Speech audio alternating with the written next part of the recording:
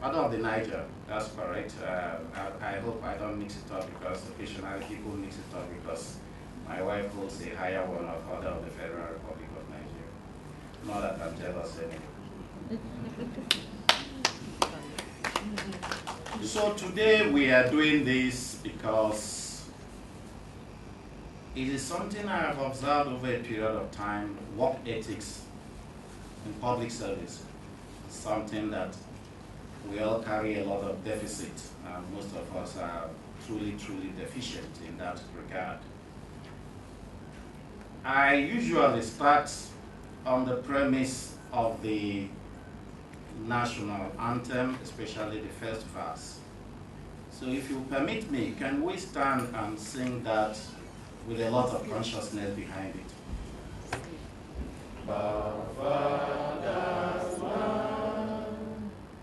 With love and strength and faith, the labor of our heroes past shall never be in vain. To serve with heart and mind, one nation bound in freedom, peace and unity.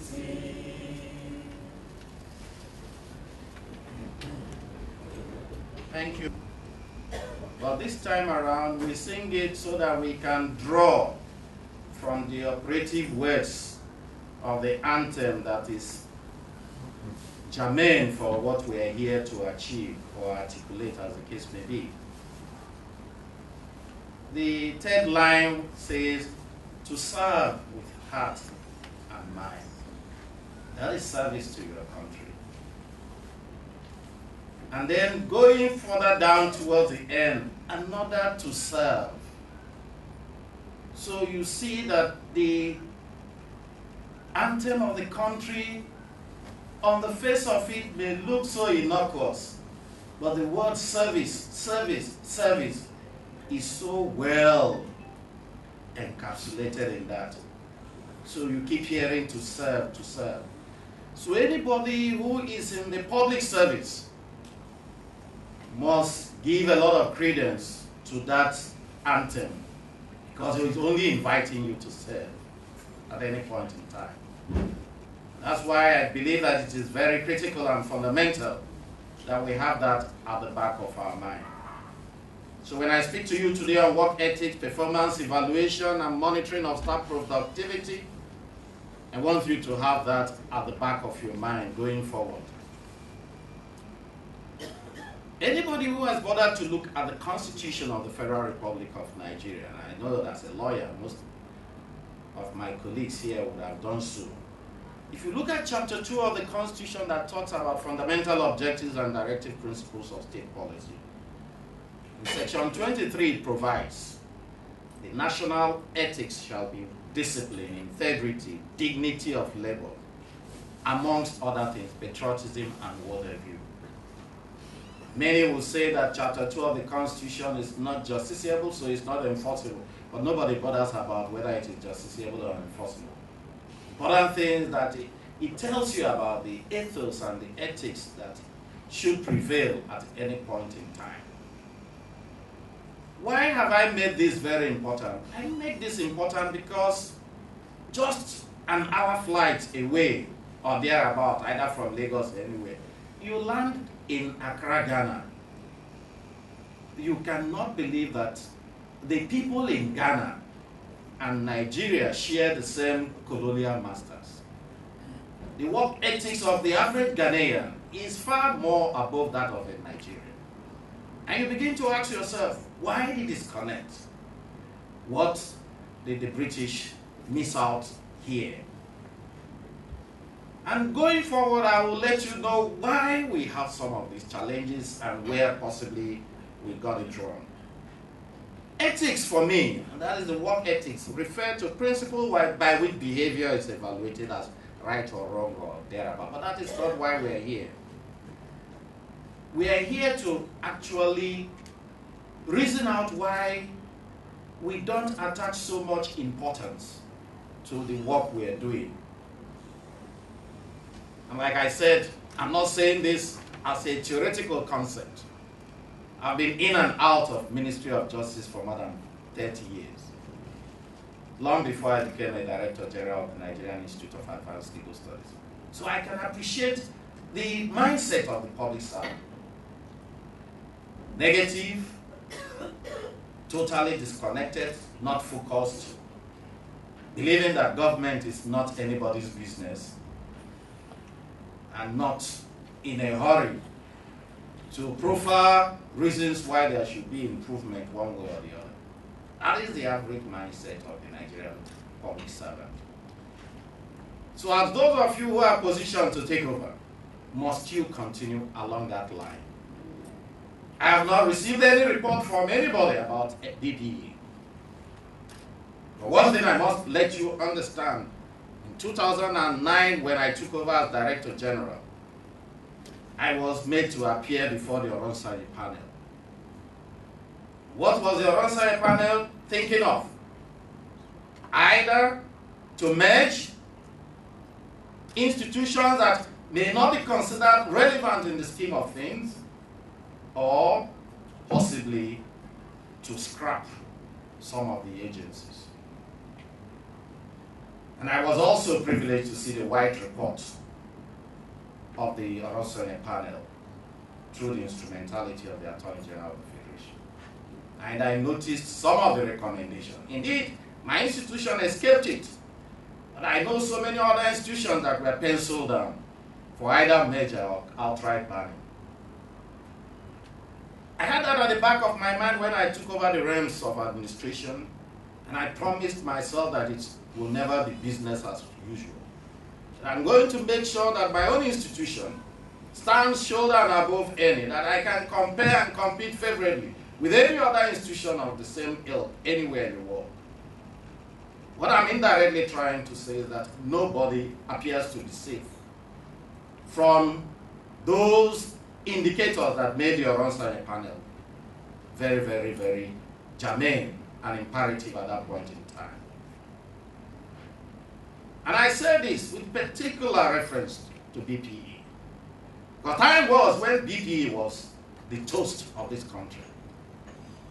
If you are not here, it's like you have not been to heaven. But I don't think it's the same anymore. So whatever we're going to do today is another challenge for you to make sure that you all contribute to reposition this place. So that even if you are running out of your agenda in terms of your functions as stipulated by law, you must make yourself relevant in the scheme of things. Make sure that you continue, and if not possible, bring back these glory days of this organization. I have over the years looked at your functions critically, and I've still done so recently when I got the invitation that I'll be here. And you need, where are you in the scheme of things? How well have you played out your functions in modern times? Are you still very relevant as you used to be? If you think you are not, and the days of privatization and commercialization are behind us, what else will you do in order to bring back yourself to the front burner of national discourse, as the case may be? So the average public servant who is determined to work, who obviously wants to key into the visions of the organization, who wants to be part and parcel going forward of those things that will reposition the organization, must learn to do certain things. One is to reason out of the box. In other words, if there are certain things you are used to doing, and you think that they are becoming antithetic or archaic or anachronistic or otherwise, what can we do in order to reposition? So those things are very, very important. But what are the characteristics for good work ethics? Honesty, accountability, doing a good job, being part of the greater vision, humility, valuing what one does, hard work, fairness, punctuality, following due process, dependability, efficiency, positive work habits, initiative, positive attitude, and teamwork. So I've just reeled through. Possibly I'll make them available, but where do you think you are deficient? Are you a team player if I start from the last? Can you work with other people as a team? Do you have positive work habits? In other words, you learn to be goal-oriented. Goal-oriented. One thing I learned over the years, I give you an assignment, I take it as done. It must be done. Nobody gets back to me to tell me, sir, I try to. No. It is not with me. I want results. There must be results. How you do it is your business. I want results. So don't come and give me excuses. Go back to your other colleagues and try to reason out some of the issues and then come and give me results. Anybody who is not result-oriented does not possess a positive work ethics. There's no two about it. You don't possess a positive work. You must get results. No matter how hard it is. That's why you are here. That's why you are paid.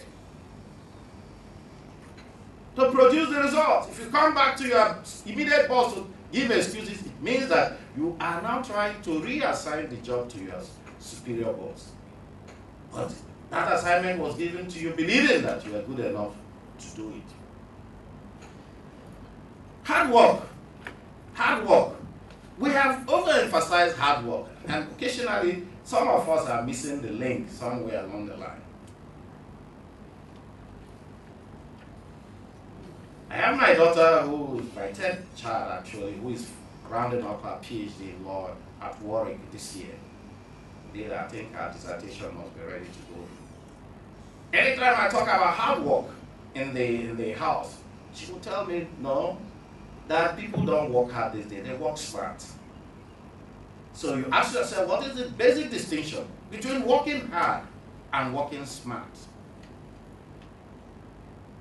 Do you achieve the same result? Well, it does appear. Because over the years I've marked scripts in the last how many years since I went into the academia in 1981 at the University of Benin as a pioneer member of staff of that faculty, together with Professor Ishe Sagi amongst others. And you see students who obviously will toil all through the night and so on and so forth, and they don't do as well as those who obviously will just be playing around and doing some other things. They don't do as well.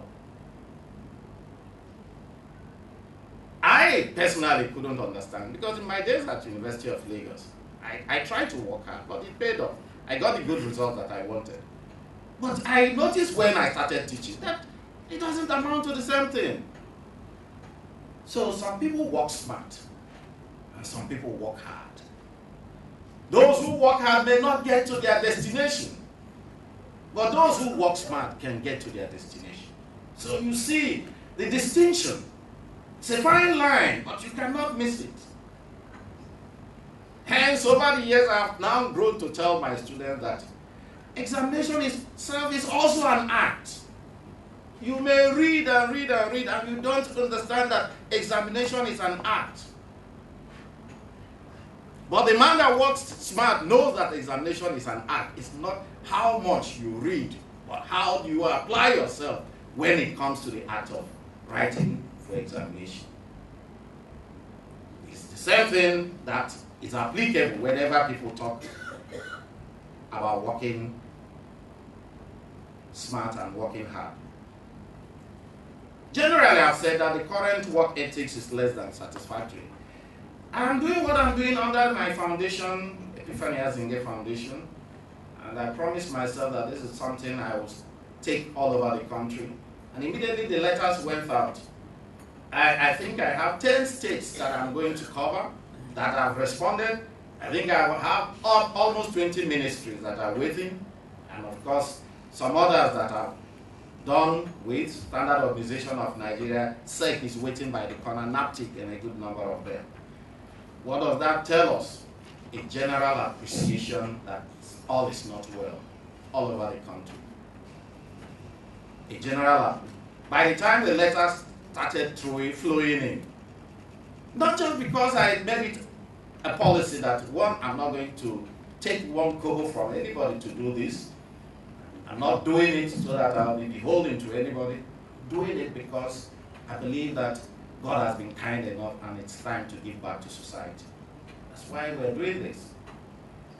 So all I'm trying to address is that it is not BPE. It's all over the country. People are eager to understand why there should be change somewhere along the line. Whether the mindset is befuddled or any other thing, but can we get it right somewhere along the line? Well, we've talked about certain things, and things that ordinarily can influence negatively the whole idea of work ethics. Lack of will by the political leadership to maintain a motivated public service. But that may not be applicable to you. We are looking at issues that may have militated against positive work ethics in our system. Leadership, can we maintain some of the... I was on AIT last night and I was telling them that, look, you talk about corruption in public service. And maybe I didn't see enough, I would have stolen. If I'd seen enough, I would have stolen, but I didn't see. Or maybe I was so much engrossed in family name, integrity, and whatever. But what we are trying to talk about, being well motivated, is the fact that I want us to go back. I was talking to them about Chapter 2 of the Constitution. Give the average Nigerian health, education, accommodation, transportation, and feed them. Nobody will talk about restructuring again. Nobody. We don't even know where the power will devolve to. Fiscal federalism can go through the windows. But it is only under this present regime now, and I notice that pension is being taken a little bit seriously. Pension is... It is only when you have left office that you appreciate the importance of pension. It's only when you have left office. Now that people are complaining, those of you who are coming up the ladder will think that, why are they wasting their time? Every now and then, it is a question of people putting out in WhatsApp groups requests for funding. Those going for kidney dialysis, those going for kidney transplant, those going for one cancer treatment, those going for this, going for that. And they are all out of office. Where do they get the money from? Where do they get the money from? Pension may not be paid, amongst other things. So what do you expect such people? So when people are about to leave office, the fear of the unknown becomes a factor. Where am I going to? I've not invested sufficiently. What do you expect such people to do? So that they go out there and die for nothing? They start putting their hands in what they call their safety valves for the future.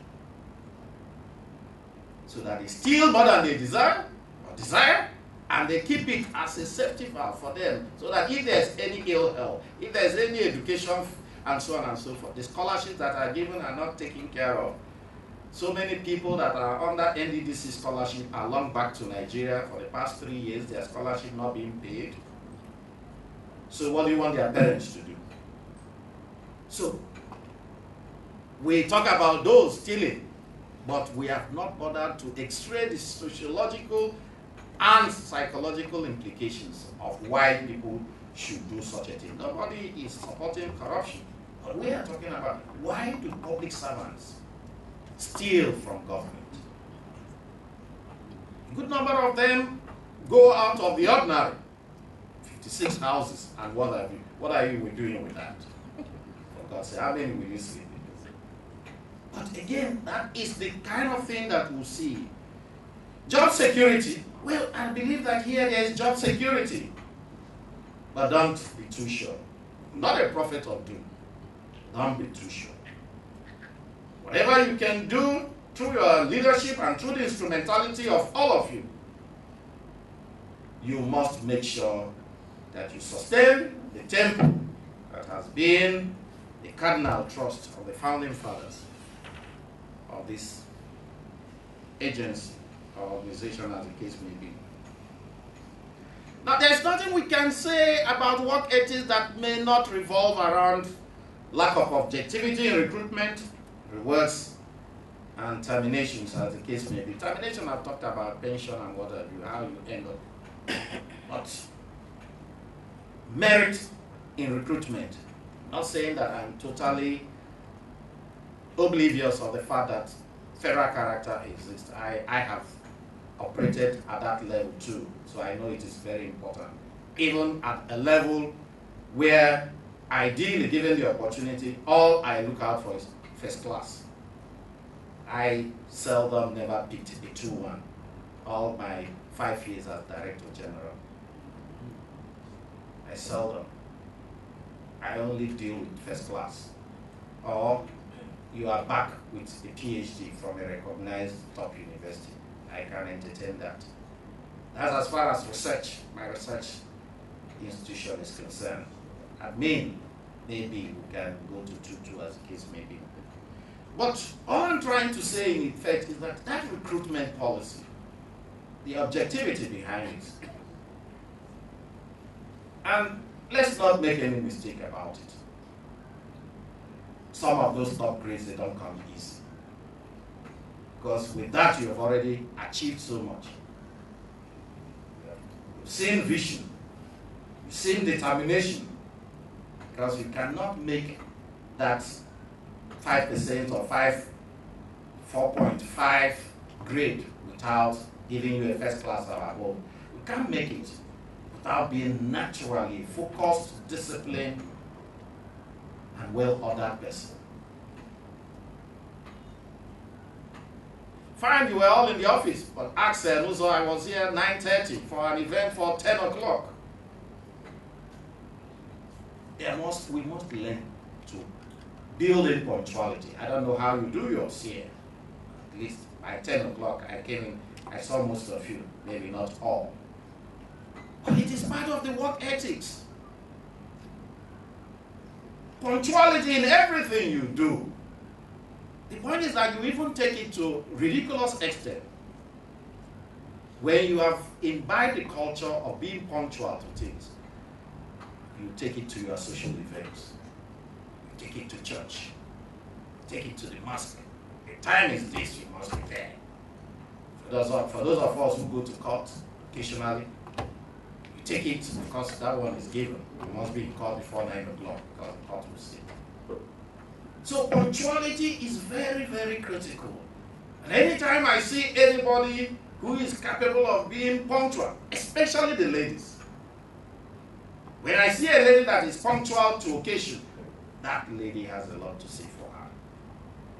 Which means she started due process very early in the morning. You know what I mean by due process. Yes, you started due process very early in the morning in order to get to the point where you have to be punctual. So, if that is the case, then go to bed early and wake up early, as the case may be, so that you can.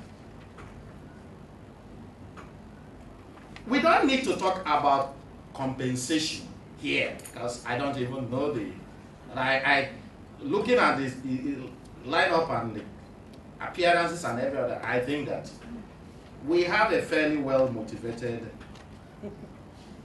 in terms of, unless you are telling me otherwise. Don't judge a book by its cover. Yes. I've just been told that you shouldn't judge a book by its cover. Well, you know the cover is expensive to produce. Even if it is going to be better, but comparatively, let us assume that you are in a better position than so many other people. You are in a better position than the mainstream ministries, amongst others. Now the question will be, what are you giving back? What are you giving back? Because it is one habit or mindset we have not developed here, giving back. So that, do you see, in the normal scheme of things, do you see Nigerians volunteering for so many things? You don't. When Nigerians are invited to volunteer for one thing or the other, it's like, if there's no money here, there's nothing anybody can do about it. So the next thing is for us to look at your functions. And here I make it a little bit more interactive. In the sense that I will invite few people to tell us, where are you in terms of department? What do you think is the vision of your department? How well have you fared in trying to be part of that vision? And what is your contribution to achieving that? Maybe 2 or 3 people from 3 different departments, as the case may be. I hope you function with departments. Okay. So, my friend, I don't know your name. If you tell me, I'll be glad. My name is Aziz. Aziz Adelado. Yeah. Which department is that? Procurement unit. Yeah. Tell me how well you have procured. Basically, procurement comprises procurement of goods, works, and services. In the bureau, the accounting officer, the DG, is the overall supervisor for the procurement activities. We have the head, who is the deputy director, and the next to have. So basically, every year we prepare our procurement plan. We have a standing procurement planning committee. We take our plan to the committee. They will look at it vis-à-vis the available resources in the bureau. They will look at it based on the submission by the department and various units. We examine it in conjunction with the accounts department in terms of the resources that we can make use of. Based on that, the planning committee will look at the planning and the plan rather, and will recommend for management approval. I mean the management committee, that's the tender board here. Upon the tender board approval, we advertise solicitors for quotation from different assignments, be it goods, service, or works. Thank you. Now going forward, why do we have a Bureau for Public Procurement? Why do we have that?